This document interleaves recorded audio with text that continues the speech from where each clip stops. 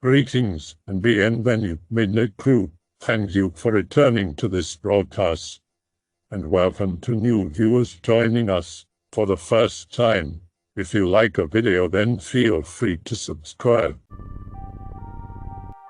Back before I moved, probably around 14 at the time. Lived in an old subdivision.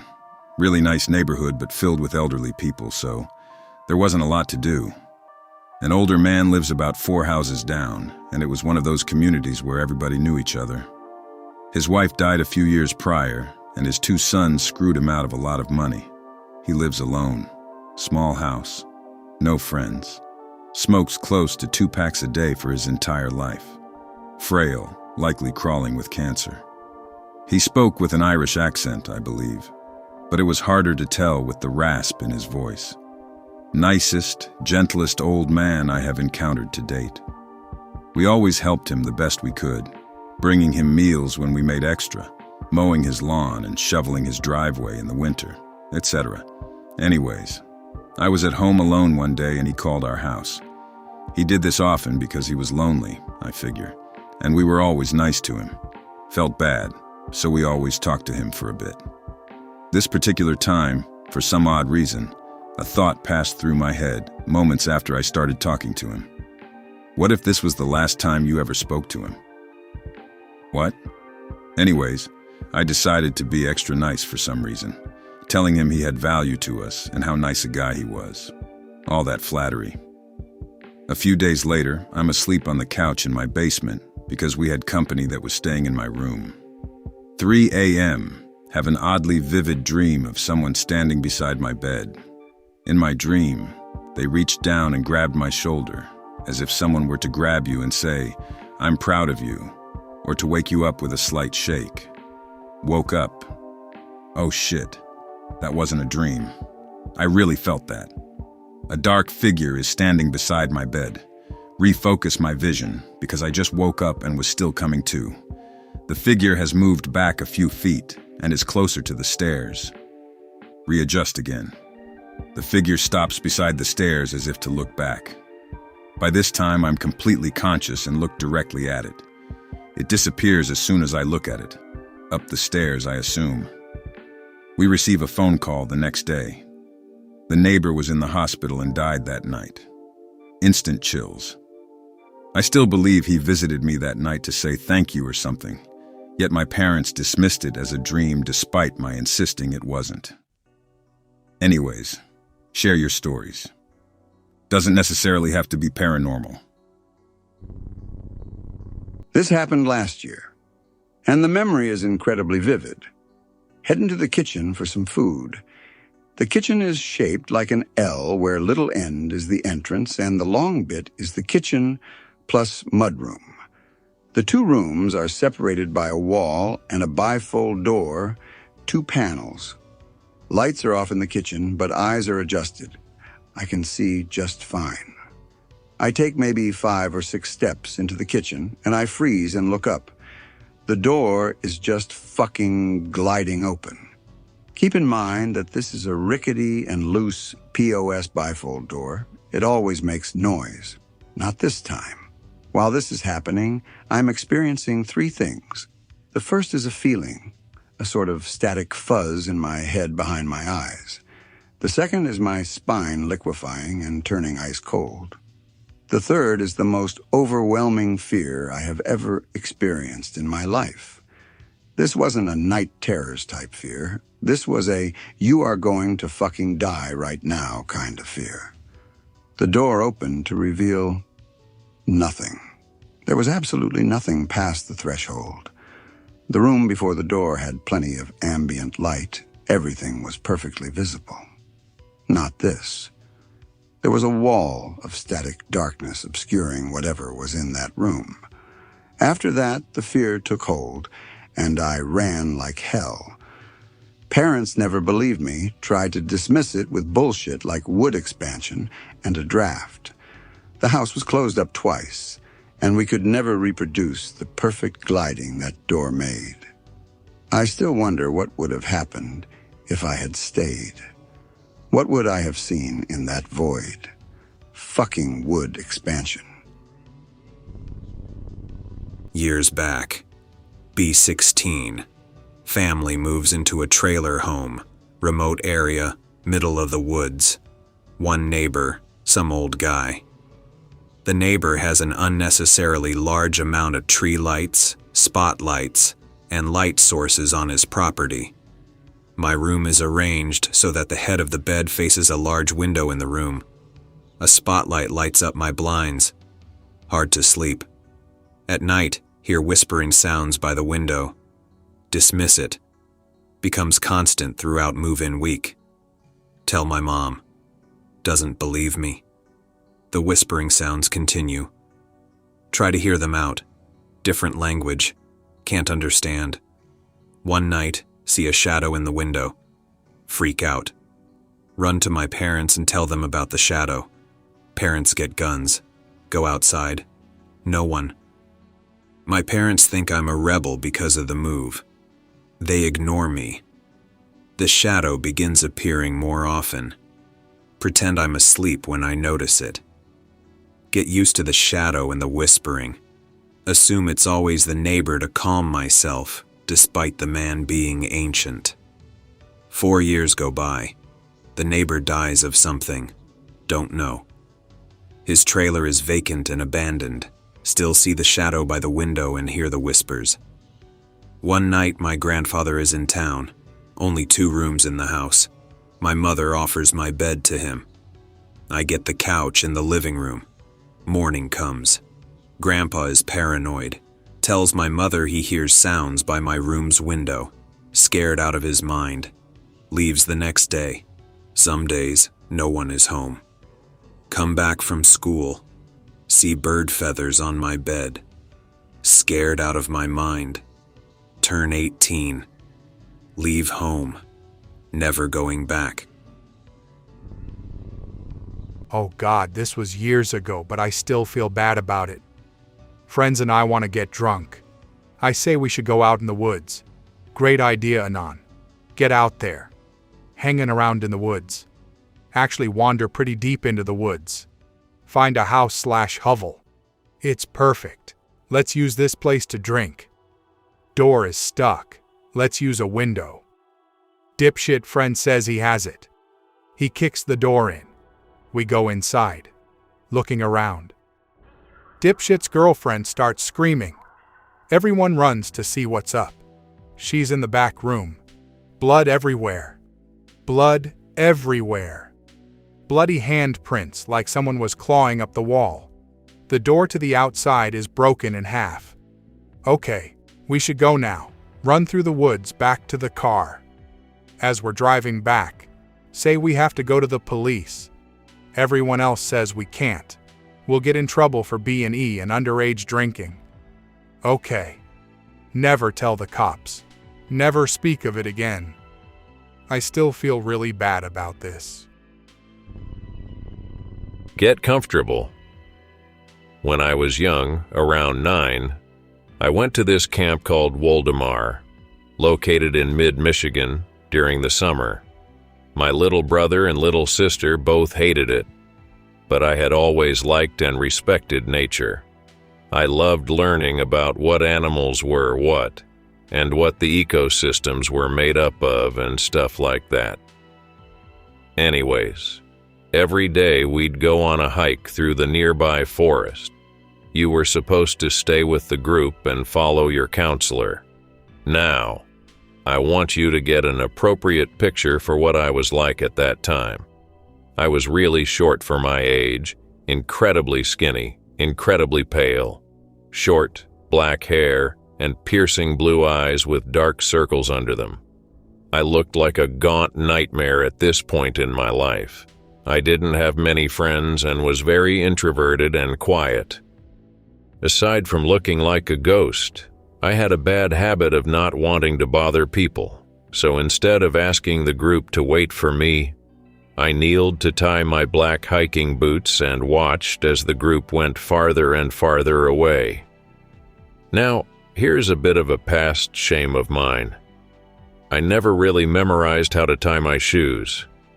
My parents had never taught me, and I was always too ashamed or shy to ask anyone for lessons. So I sat there for what seemed like ages, trying every knot I could think of. Eventually, I got one that seemed like it would hold, and looked up to see that my group was nowhere in sight. When you're in this camp, I feel like I should add, they tell you that when you're lost in the woods, you should simply stay completely still and wait for help. However, I was prone to panic, and the first and only thing on my mind was to run and try to catch up to them. In this camp, they also tell you that you shouldn't run in the woods because you'll trip and fall on a root. So I was running through the woods when suddenly my boot caught on a root, and I fell through a patch of poison ivy, which I then learned I was immune to, and rolled down this steep hill that was right next to the path. When you're falling, it feels like minutes are passing for every second. I stumbled and rolled down the hill until I came into a clearing and a nearby river. I touched my face to find out that I had a few scabs. I recognized this part of the trail, but thanks to my horrible sense of direction, I went exactly the wrong way. I see this black, tall teenager carving something into a tree. So, like anyone in their right mind would do, I just walk behind him when a twig snaps under my feet. Now, I want you to imagine this. Imagine you're alone in the woods, carving something into a tree. A twig snaps behind you and you turn around. A raggy, ghostly white kid wearing somewhat dated, and thanks to the fall-torn clothing, blood dripping down his face and messed up hair with twigs and leaves in it. This 9-year-old boy asks you politely in a soft-spoken voice, "Sir, what were you doing to that tree?" I spooked the life out of him. He jumped a little when I said those words. At the time, I didn't understand why. I told him, "If you carve into the trees, you might get in trouble." He looked at me with wide eyes and sweat and nodded. "Don't worry," I said. "I won't tell anyone." He offered a worried smile, but I added, "If you keep carving into the trees, I will, though." There is an awkward silence. I'm not sure what must have been going through his mind at this point, but when I asked, "I'm lost. Can you help me find my way out of the woods?" he simply ran away. I started to chase after him. This was an even worse decision than before. He ran deeper and deeper into the woods. His tall teenager legs were faster than mine, and even though I was screaming, "Wait and help me," he only seemed to go faster. Eventually, I lost sight of the river. I lost sight of him, and I lost sight of the pathway. I was even more lost than before. It was at this point that I started to remember what you're supposed to do when you're lost. I realized that I had essentially no hope of rescue, and I sat defeated on the forest floor and started to cry. I cried for a very long time until I heard some singing. It wasn't English, and I'm no musician, but I'll never forget the tune. I followed the music. I followed it, and every bit of the forest became more and more unrecognizable to me. I had no idea where I was going, but the music meant people, and people meant a way to not die in the forest. I walked for a long time.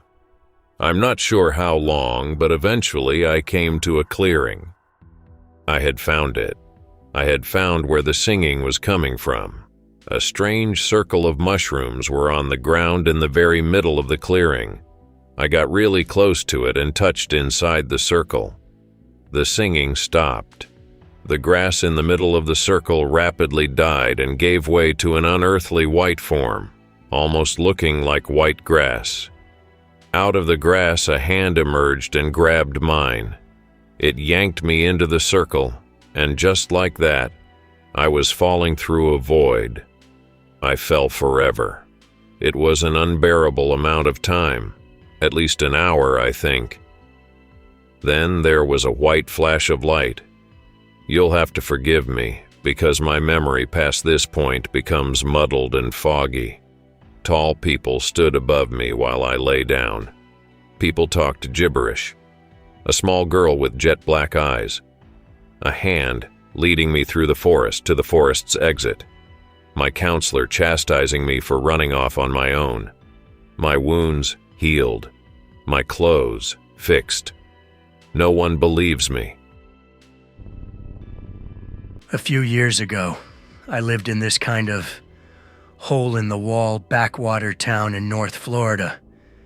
There wasn't much to do aside from smoke rocks and farm, and since I wasn't really into that, I was more or less shit out of luck.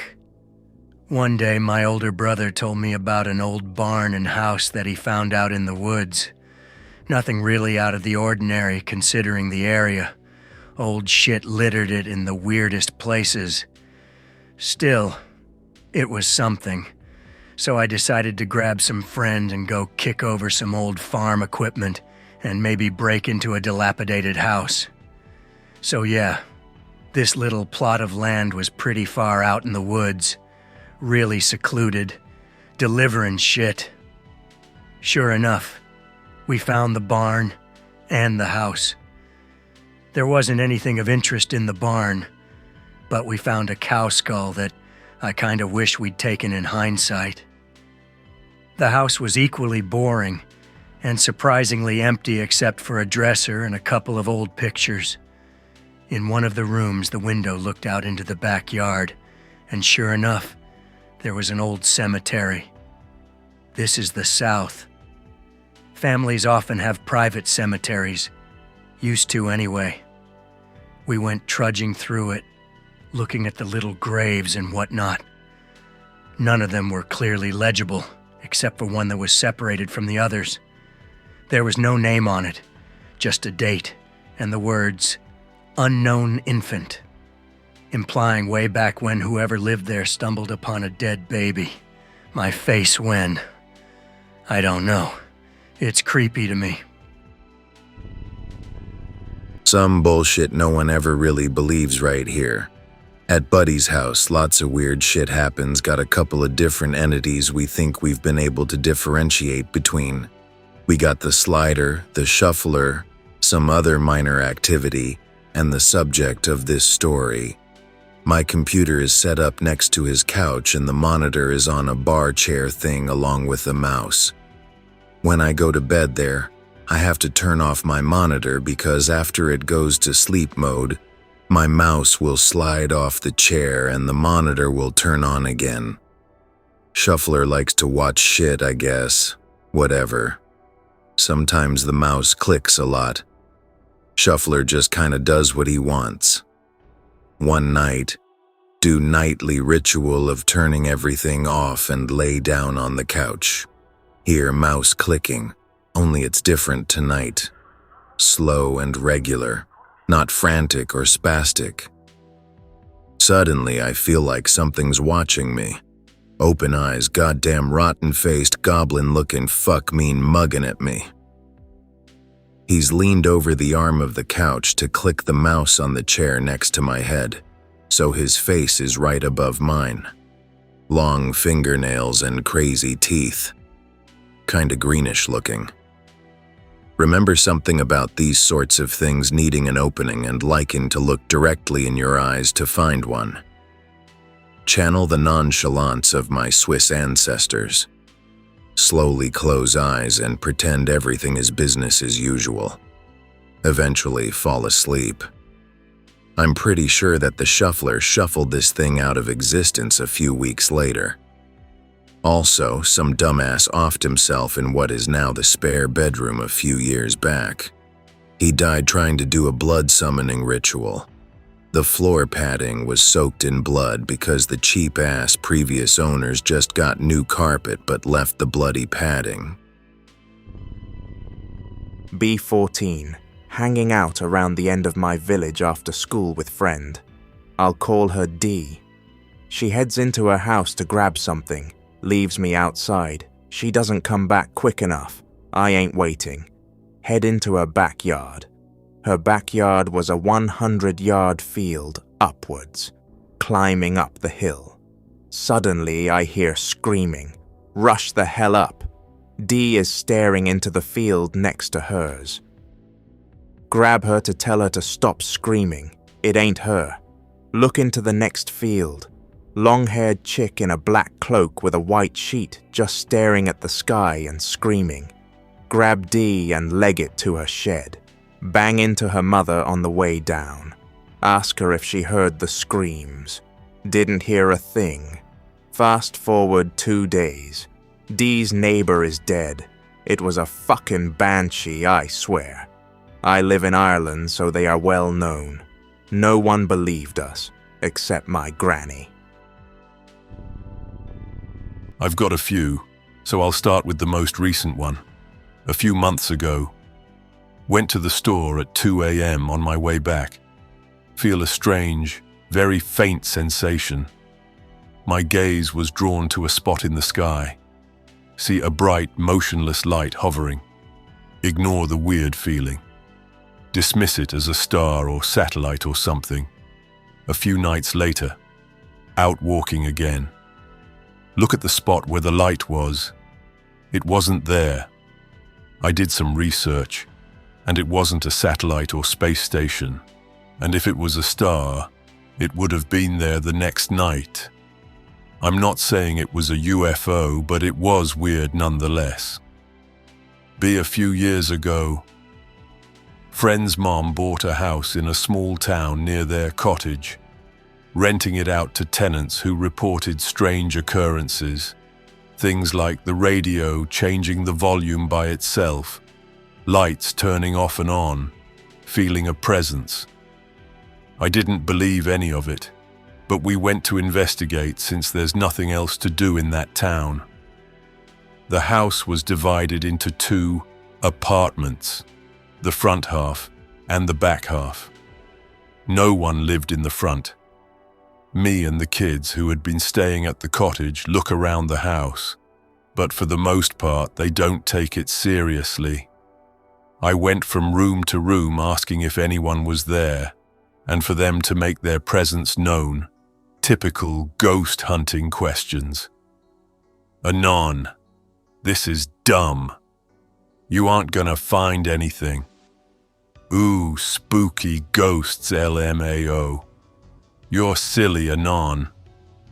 Everyone except William, who was 11 at the time, wandered off, claiming they were bored or some shit. Me and the kid keep looking. We were in one of the bedrooms on the 2nd floor, and there was a grate through which you could see the 1st floor. Suddenly, William starts freaking out, claiming he saw a white shape move downstairs. I didn't see anything, told him to calm down. A pull cord from the ceiling fan starts to sway back and forth on its own, but I dismissed that too. Check out rest of house, find nothing. Disappointed, I decide to call it a night. Go to the top of the stairs. Take first step, nothing. Second step, nothing. On the 3rd step, I suddenly felt freezing cold and deathly afraid. I had to grab the railing to steady myself, otherwise I would have fallen. The feeling passed after a few seconds and I felt fine again. No one believed me except, of course, for William. During the most recent summer, I lived in that house and had some more strange experiences. Next story. Summer 2013. Living in the house from previous story with family that owned it. The mom went to the bar with some folks, so I was left in charge of the kids. 3 kids, 2 13-year-olds, and a smug 17-year-old. Gabe, one of the 13-year-olds, and Lewis, the 17-year-old, were playing Borderlands. William, the other 13-year-old, and I were bored, so we decided to try looking for ghosts like the time before. Once again, we went from room to room, asking the spirits to show themselves. Find nothing in the house except for some creepy feelings, so we decide to go onto the porch, which we had never tried before. The porch was enclosed, and to get to it you had to go through a solid front door type door with a deadbolt lock and everything. We go in and immediately feel that something is off. Start asking questions, but stopped when we saw something on the window across from us. Letters that looked as if someone had drawn them with their finger appeared. We saw GETOU form on the window, put 2 and 2 together, and got out of there. Closed the door behind us, but forgot to lock it in our hurry to leave. A few minutes later, we decided to go back and check again. The door was locked and bolted. We didn't do it, and the other 2 were still upstairs. This was pretty much the extent of my experiences in that house, aside from the basement door that opened by itself every so often. But that was probably just shitty hinges and the fact that it didn't even have a handle. Here's yet another story that happened years ago, back when I was living at my parents' house. Go to bed early, since I had to go to school the next day, and I was exhausted. I always used to close and lock my door before I went to bed. Have this issue with privacy, since my rents would always just walk in, lie down, pass out almost immediately. Sometime in the middle of the night, I remember being in a half-awake, half-asleep, possible dreamlike state. I was lying on my side and I had to struggle to move. My door was wide open. There was a loud buzzing noise and a tall grey figure was standing at the foot of my bed. I could feel it getting closer and closer as the noise got louder and louder. This felt like it went on for ages, although I can't be certain. Woke up the next morning and my door was closed, although I'm pretty sure it wasn't locked. Can't really remember since it was so long ago. This was probably just sleep paralysis, but you never know. When I lived in that house, I sometimes used to wake up with strange marks on my arms and neck, although there was only the one sleep paralysis incident. Be 23 years old, driving a Jeep for my boss from Denver to Austin, arrive in some New Mexican town very late, pull off a dirt road and drive down for a while, turn around and park, try to sleep, roll windows down because it's midsummer, hear what sounds like heavy footsteps approaching the Jeep, get out with a flashlight to confront animal or human, nothing. Only dirt and sagebrush around. Try to sit in Jeep and sleep again. Footsteps again, this time, up against the rear windshield. Suddenly, hair raises, and I am on edge. Don't look back and drive about a quarter of a mile down the dirt road. Think my mind is playing tricks, so I pull off to sleep again. Hear something sprint at my Jeep and it gets up to the rear windshield in 2 seconds. Floor it out of there and sleep at a gas station. Get to Austin and boss's wife laughs it off. Still not sure what it was. Sit completely alone in the house during summer every day. Hatred for all sorts of insects. So all windows always closed from fear of them flying in, therefore no wind. Bisay playing vidya. Hear door handle twist. House is more than 200 years old, you hear everything. Get up to see what the hell. Door has a small decorative glass window, so I can clearly see that there's no one behind it. Everything is still for a second. Door randomly opens right in front of me. Nobody behind it. Happened on more than one occasion. Also, shit in this house goes missing and then reappears months later in completely ridiculous places. Be 17. Play football. Tear LCL on our second-to-last home game. Fork.jpg. Rehab. Have to wear a brace all the time. Spring break. Parents are taking me with my cousin Calvin to Poland to visit the fam. Pissed. Wanted to relax. Fly over there from JFK to Chopin International. Ride down to Rzeszow with Uncle and my other cousin, Simon. Uncle lives at this huge villa farm place in the countryside. Neighbors are at least 2 miles away. First few days are fine, enjoying myself. Me and Calvin can actually bond with Simon because he was taught English in school. Our parents are going to a party in Warsaw to visit other family. House to ourselves for 2 days. They leave. Chill. Watch the NBA on the American channel. Around 7, we make a shitty pizza.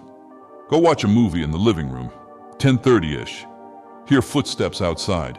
Calvin is sleeping. Wake him up. Hear a scratching sound from the back door. A tapping sound comes from upstairs. Freak the fuck out.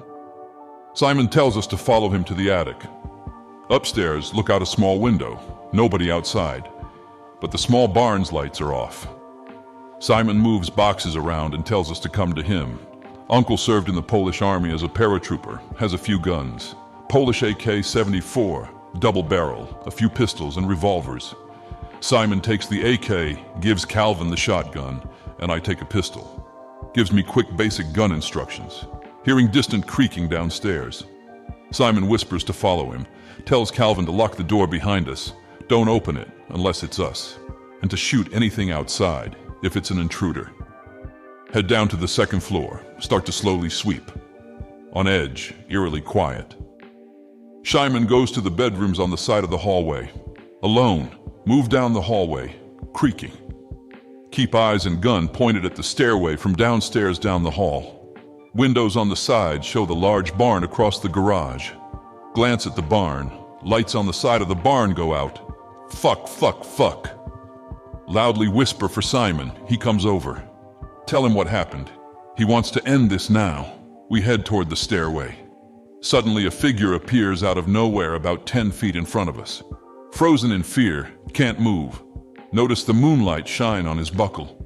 He has a trench coat on, a Polish military cap, an officer's jacket underneath the trench coat, a belt with an old-school pistol holder, trousers tucked into boots, and a rifle slung over his shoulder. No facial features. Disappears in a blink of an eye. Goosebumps. Can breathe again. In shock, go downstairs and find nothing. We later swept both barns and the surrounding woods for any tracks and found nothing. I hope that you enjoyed tonight's broadcast. If you enjoyed tonight's story, then please subscribe to the channel as more Greentext will appear daily.